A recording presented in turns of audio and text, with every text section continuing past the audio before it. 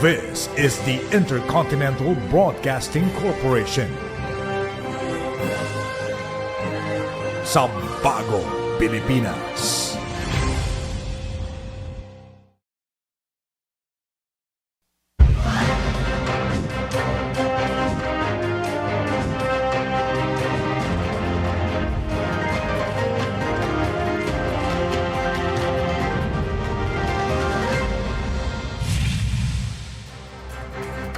Good evening. This is 13 News. Let's get into the headlines right now. Malacanang says President Ferdinand Marcos Jr. wants prompt investigation into the deaths of 2 Ateneo athletes. Tonight, more than 20 individuals have been subpoenaed, including co-athletes and coach Tab Baldwin. President Marcos Jr. is set to travel to Kazan to attend the ASEAN-Russia Commemorative Summit next week. More relief efforts. PCSO continues to join other government agencies in delivering support to quake victims in Mindanao. With thousands expected to join Independence Day celebrations tomorrow, security forces have been placed on full alert to ensure peaceful and orderly commemorations. And the New York Knicks comeback win, finishing a star-studded Game 4 match against the San Antonio Spurs in the NBA Finals. All these and more, here on 13 News.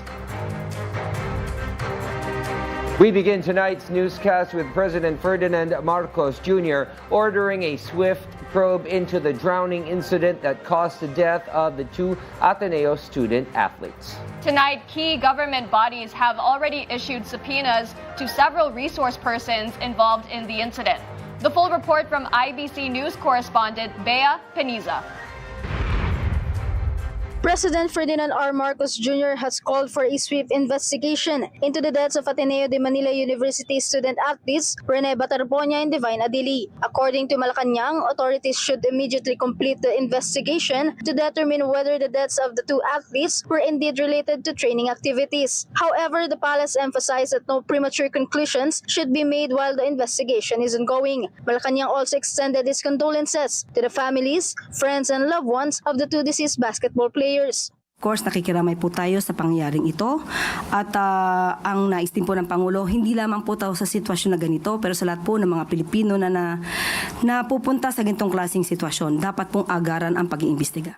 Senator Bongo likewise expressed support for efforts to achieve justice, saying there are still many unanswered questions surrounding the case that need to be addressed. At the same time, the Department of Labor and Employment, or DOLE, has issued a subpoena to Ateneo Blue Eagles head coach Tab Baldwin. This aims to determine whether all of Baldwin's coaching and supervisory activities are covered under his alien employment permit as an American coach. DOLE Secretary Francis Solentino explained that under Article 40 of the Labor Code, the agency is mandated to examine the employment status of foreign nationals working or serving in the Philippines to ensure that their alien employment permits remain valid and updated. Tolentino said Baldwin must also submit proof showing whether his permit covers off-campus training activities.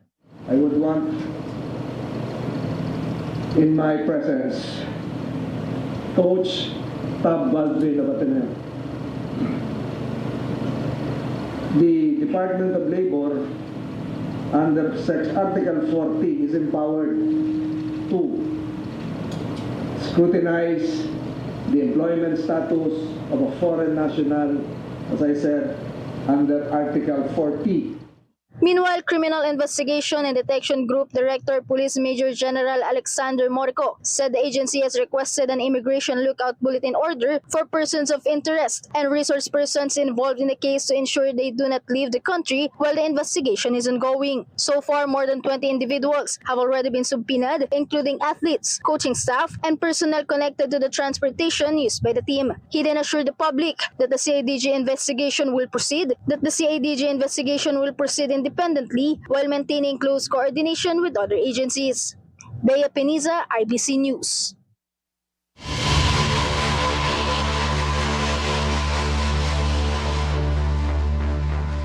The government remains relentless in delivering relief to communities devastated by the powerful 7.8 magnitude earthquake in Mindanao. As of today, over 20,000 food packs have been distributed and over 26 million given in government aid. Lawmakers of the Senate Majority Bloc lead their own relief efforts in Mindanao. Ezra Abad has the full report. No one will go hungry in times of disaster. This is the promise of the Department of Social Welfare and Development, or DSWD, to residents affected by the powerful earthquake that struck Mindanao. Aid like food, clean water, and essential supplies are now reaching all affected areas, following the reopening of routes to the municipality of Glan in Sarangani after it was isolated due to severely damaged roads and bridges. Our target for Glan is 60,000 family food packs in the next 4 days. So yun po yung ating dispatch plan with open na yung ating ang daan papuntang Glan. So this to ensure na tuloy-tuloy yung ating pambigay ng pagkain sa mga affected families. According to the DSWD, relief operations are moving faster compared to past calamities, thanks to pre-positioned family food packs from different parts of the country. The government has allotted a total of 2.3 billion pesos to provide aid for families impacted by the Mindanao quake. With all these help, the local government of Sarangani expressed gratitude to the national government for its swift response. Kaya nagpapasalamat po tayo dahil hindi lamang po national government ang nagpapadala ng tulong. Meron din po tayong mga private organizations, NGOs, CSOs na napaka-generous, nagpapadala na po sila ng mga tulong, and in their own private capacities, naghahanap po sila ng mga fishing vessels, ng mga bangka para makapadala ng tulong sa Glan, Sarangani Province. Majors leading in and out of Glan, Sarangani are also now passable, following the inspection of DPWH Secretary Vince Dizon. On some roads, clearing operations continue to remove debris from landslides. Ang kalye, one way yung mga ibang parts, pero madadaanan na ng mga sasakyan. So makakapasok na ang mga relief goods natin, makakapasok na ang tubig, ang pagkain, ang diesel, at iba pang mga kinakailangan ng mga kababayan natin. DPWH inspection of damaged school buildings is also ongoing. Yung dalawang eskwelahan na binisita ni Pangulo kapon, yung Acharon High School at yung Jensan National High School, ina-assess na rin, may mga kailangan ayusin lang sa pundasyon. Meanwhile, the Civil Aviation Authority of the Philippines, or CAAP, assured that critical air traffic management systems remain unaffected despite damage in airports reached nearly 115 million pesos. At present, only humanitarian government and military flights are allowed to use General Santos Airport. Apart from government agencies, several lawmakers also visited quake-hit areas in Mindanao. Speaker Boji D, Acting Senate President Win Gatchalian, Senators J.V. Ejercito, Erwin Tulfo, Migs Zubiri, and Bongo were seen on site. The visiting lawmakers brought with them cash assistance and truckloads of rice for affected residents, particularly in Jensan and Sarangani. Dito natin makikita na importante talaga yung mga infrastructure natin ay kayang mag-withstand ng mga malalaking earthquake. So isa rin yan sa mga titignan natin at nandito kami para ipadama sa kanila ang aming malasakit at tulong. At sabi ko nga, ito ay umpisa pa lang. Ezra Abad, IBC News. The Philippine Charity Sweepstakes Office, or PCSO, joined the relief efforts, mobilizing its large-scale relief assistance for earthquake-hit communities in Mindanao. PCSO's cargo carried essential and medical supplies, including charitimba food packs, medicine kits, as well as patient transport vehicles. The transported relief packs are designated for immediate distribution to heavily impacted areas in General Santos City and in the municipality of Malapatan and Sarangani. The relief operations seek to support the medical needs and mobility in the region. The Office of Civil Defense said that the impact of the 7.8 magnitude earthquake that struck Mindanao remains staggering. As of today, the number of casualties stand at 47 dead, with 688 injured and 31 missing across regions 11 and 12. 75,000 families across 291 barangays have been affected, while over 3,000 are staying in evacuation centers. Meanwhile, more than 12,000 houses were destroyed. Of this, over 2,000 are totally damaged. Infrastructure losses have reached a total of 666 million pesos. Government assistance has so far dispersed a total of 26.3 million pesos in the form of food, non-food items, and cash aid from the DSWD, DOH, and OCD. Meanwhile, prosecutors say they are prepared to face Vice President Sara Duterte ahead of her impeachment trial. The official private prosecutor, Attorney Lorna Capunan, said she is ready to take on the action and is unafraid of personal attacks directed to her. We have Earl Tobias for more details.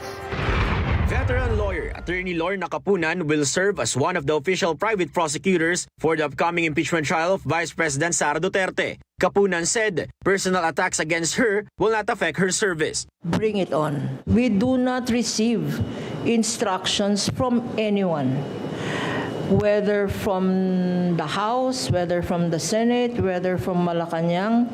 So, sasabihin nila na Malacanang ang private prosecutors, ay mag-isip-isip sila.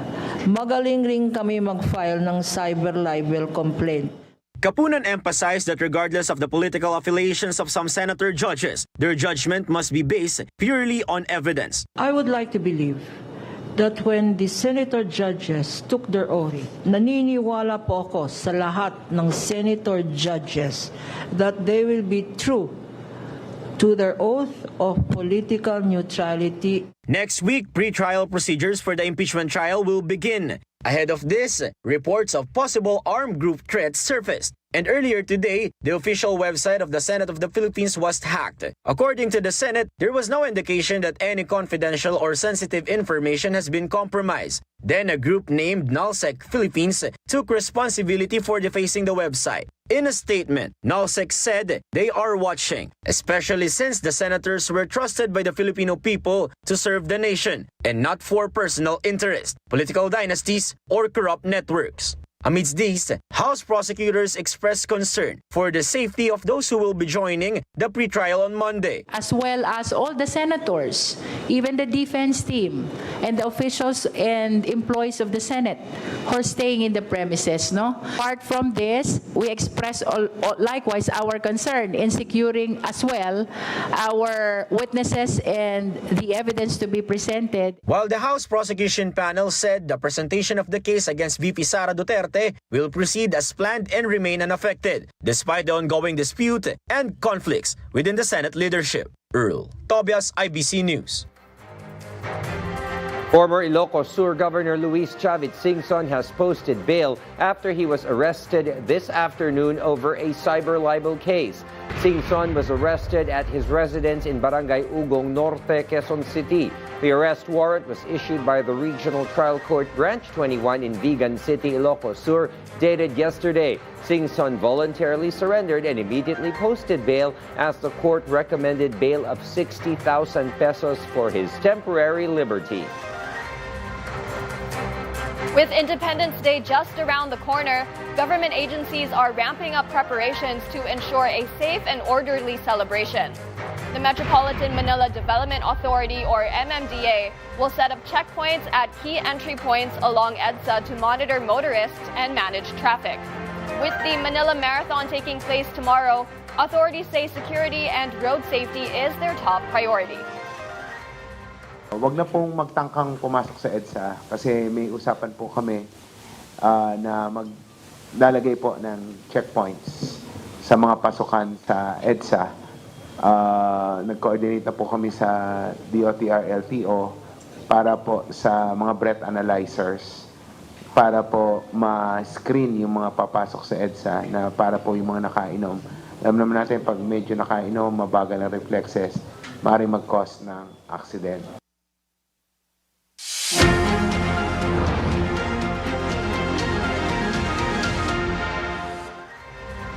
Prepare your umbrellas, folks. Two weather systems will bring cloudy skies and rains tomorrow, June 12, on Independence Day. According to Pag-asa's latest advisory, Scattered rains and thunderstorms will affect Batanes, Babuyan Islands, Ilocos Norte, and Ilocos Sur due to the southwest monsoon, while the rest of the country will experience partly cloudy to cloudy skies with possible isolated rain showers or thunderstorms, especially over eastern Visayas, Caraga, northern Mindanao, and Zamboanga Peninsula due to easterlies. Meanwhile, light to moderate southerly to southwesterly winds will prevail over northern and central Luzon. Coming up next, following its 128th anniversary, the DPWH joins a massive cleanup drive in a critical wetland. Stay tuned. This is 13 News.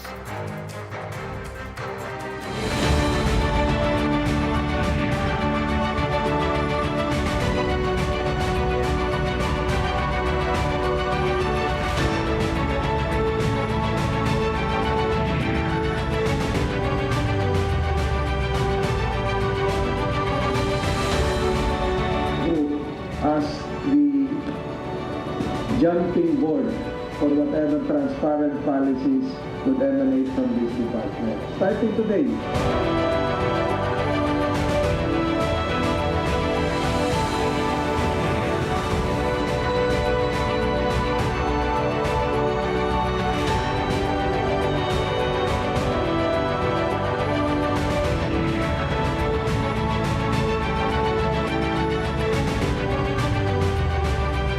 Universal Healthcare who mandates that all Filipinos are actually enrolled immediately. Be equitable access to quality healthcare. But that's the role of PhilHealth now, how to engage and how to encourage private sector or even the local government to invest on health infrastructure to make quality healthcare accessible to all.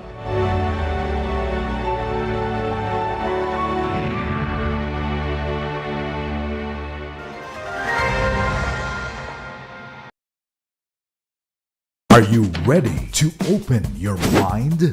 We're tackling topics others won't. There should always be that collaboration between families, the communities, the school. Most of the household, ayaw nilang pag-usapan anything about sex. Or parang parang na-attract sila dun sa industry namin. Tigil nyo yan. It's time to stop the stigma and start the science. Because here on Naked Minds, we break the silence. Naked Minds, every Friday, 10 p.m. on IBC 13.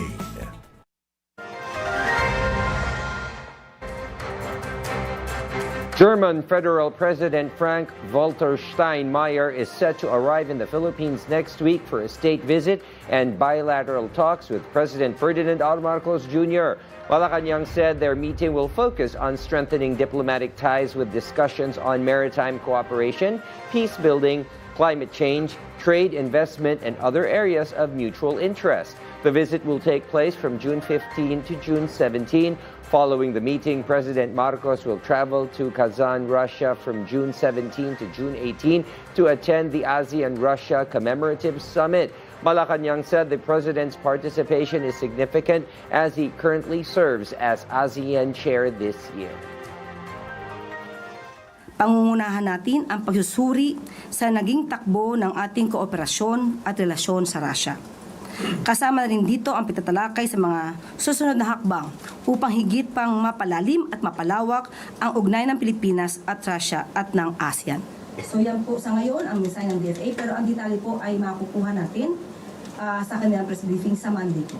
Ma'am, baka sakali lang you have details or at least.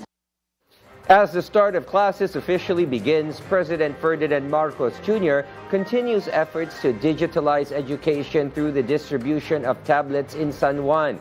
Schools from Capiz and Rojas City also receive digital learning materials from the government. Harley Valbuena has the report. Under the government's continuing campaign to boost education in the country, President Ferdinand R. Marcos Jr. himself led the distribution of educational materials to elementary students in San Juan City. These include notebooks, pad papers, crayons, and other essential school supplies. A total of 1,000 educational bags and 13,000 tablets were distributed under the Social Civic Projects Fund.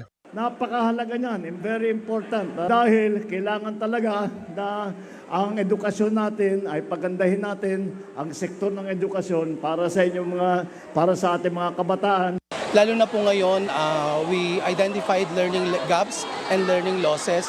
Ang national government po, ang Department of Education din po ay may advocacy, in-strengthen natin yung program na bawat bata bumabasa. Grade 5 students K11 Dion are excited to use the tablets given by the President as these will bring convenience in their studies. Nakakalaki po na tulong sa pag-aaral dahil meron po na pinagtutulong po ni BBM makaaral po na mabuti at magkaroon ako ng better na future. Pwede po itong makatulong po sa mga research, mga works po namin in case po. Through the use of tablets, teachers' workload will also be reduced, and this will ensure continuous learning of students even in times of calamities. Mas madali yung access sa mga digital books, lalong-lalo na kapag nagkaroon ng bagyo or magkaroon ng suspension, patuloy pa rin po kaming makakapagbigay serbisyo sa aming mga bata gamit ang tablet. President Marcos Jr. also checked on the classes at Pinaglabanan School. He also conducted an orientation to over 100 beneficiaries of the Presidential Merit Scholarship Program in the city. He reminded them of the great importance of education in preparing them as future leaders. Apart from the President's initiatives, other agencies including the Government Service Insurance System or GSIS is also expanding its support to education. This is through the distribution of 400,000 pesos worth of technology package from its Adopt a School program. Learners from Olotayan Integrated School in Rojas, Cabis were among the first beneficiaries. The school received computers, printers, and televisions, which will help with the everyday learning of students and improve their access to learning materials. Hardy Valbuena, IBC News. The Department of Public Works and Highways, or DPWH, marks its 128th anniversary by leading a massive cleanup drive at the Las Piñas Parañaque Wetland Park. The DPWH emphasizes that the wetland functions as a natural flood buffer, making its protection and maintenance crucial to nearby communities. The site also serves as a sanctuary for vulnerable species, including the Philippine duck. The massive cleanup drive is part of the government's long-term commitment under the directive of President Ferdinand Marcos Jr. to improve drainage systems and safeguard the critical ecosystems in the country. Meanwhile, following an appeal to President Ferdinand Marcos Jr., the DPWH said the long-stalled Alaminos-San Pablo Bypass Road project is finally set to move forward.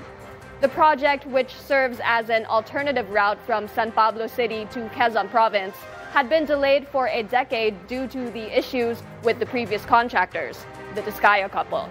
The DPWH assures that fair payment will be given to the affected landowners as the project is set to complete by December 2026.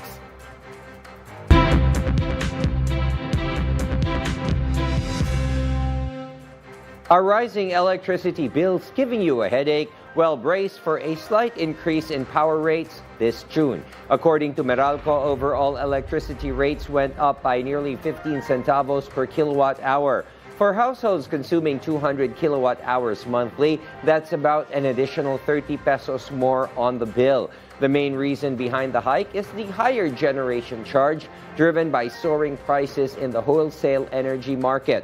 Meralco explains that consumer bills are not affected not only by rate changes, but also by actual electricity consumption. Looking ahead, Meralco hopes future billing periods may ease as temperatures drop and consumption declines.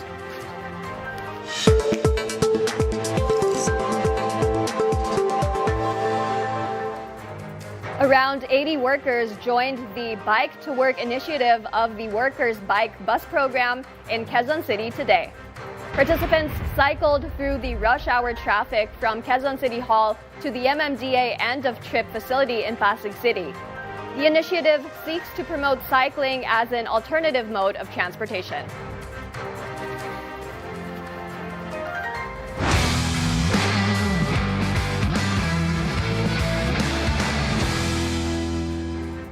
The TNT Tropang 5G is not yet stepping back as they claimed an overall tied score against Barangay Ginebra after their Game 4 victory in the PBA Finals. TNT scored a 106-98 win, turning the championship series into a 2-2 overall scoreboard. Jordan Heading led the team, sniping with 29 points, closer to the points of Ginebra star Justin Brownlee with 32 points. Also in the Game 4 campaign, Barangay Ginebra once again took center stage at the PBA's individual awards ceremony. Justin Brownlee claims his fourth best import trophy, breaking his previous record as the oldest reinforcement to win the recognition, while RJ Abarrientos came the fastest player to win the PBA Best Player of the Conference Award in almost 3 decades. Lastly, Scotty Thompson showed his offensive side by securing the 5,000-point club, which he capped during his performance in the finals Game 3. Both teams are now preparing for Game 5 tomorrow at 7:30 p.m. in the Smart Araneta Coliseum. The New York Knicks staged the biggest comeback in history, finishing a star-studded Game 4 match of the NBA Finals. Shot no good. The tip, it's gone! It's gone! It's gone! With 1.2 remaining. Knicks take the lead. OG Anunoby. The Knicks clutched a crucial final shot against the San Antonio Spurs, securing their Game 4 win with a close score of 107-106. The team are now taking a 3-1 lead, one step more in claiming the championship title. The intense Game 4 match was also filled by a star-studded crowd, including Taylor Swift, Jerry Seinfeld, Chris Rock, Adam Sandler, Spike Lee, power couple Timothy Chalamet and Kylie Jenner, and many more.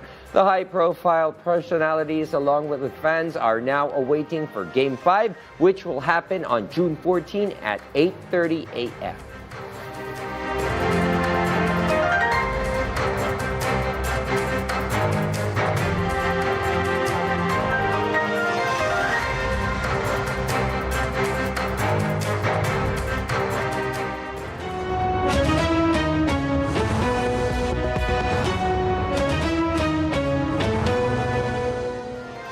News abroad, President Donald Trump remained positive despite the closure of the Strait of Hormuz, even mentioning to love the country's current high inflation.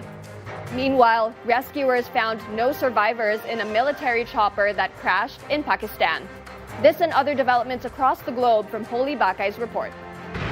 A military helicopter crashed in Pakistan, killing all 22 army personnel on board. Authorities said the helicopter experienced technical difficulties upon takeoff. The military was deployed to secure recent tensions among demonstrators in the region.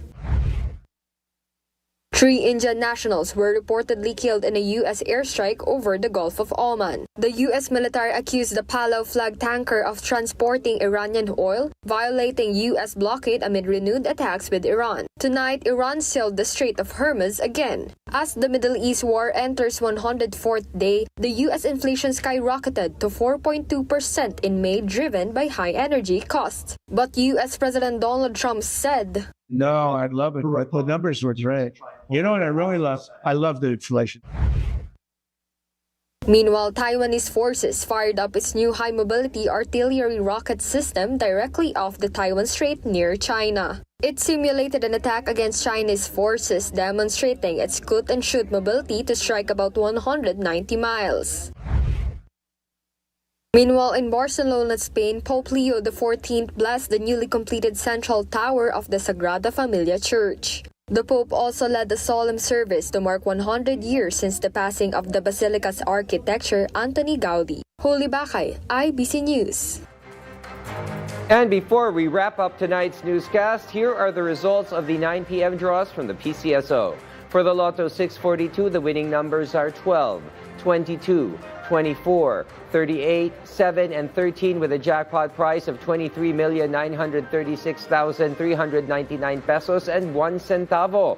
For the Super Lotto 649, the winning combination is 40, 13, 14, 24, 8, and 21 with a jackpot price of 25 million pesos. For the 6D Lotto, the winning combination in exact order is 2, 8, 8, 7, 8, and 4. For the 3D Lotto, the winning numbers are 2, 5, and 1. And finally, for the 2D Lotto draw, the winning numbers are 16 and 9. There is no winner for the Lotto 642 and Super Lotto 649.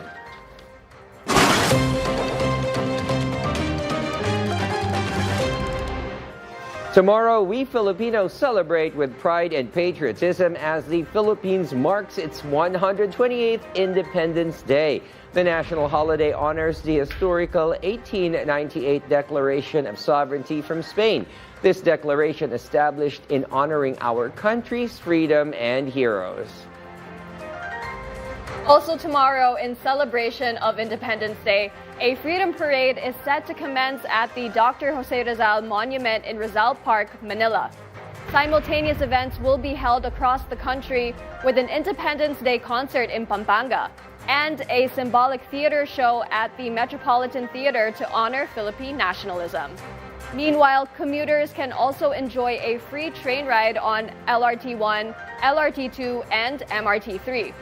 The Libreng Sakay program will be available from 7 a.m. to 9 a.m. and from 5 p.m. to 7 p.m. Well, Angela, actually, for people who don't get to go around, this is a good time as there's a lot of free rides. So there's no excuse not to go anywhere. It's a holiday. True. And we get to celebrate Philippine patriotism. Yes.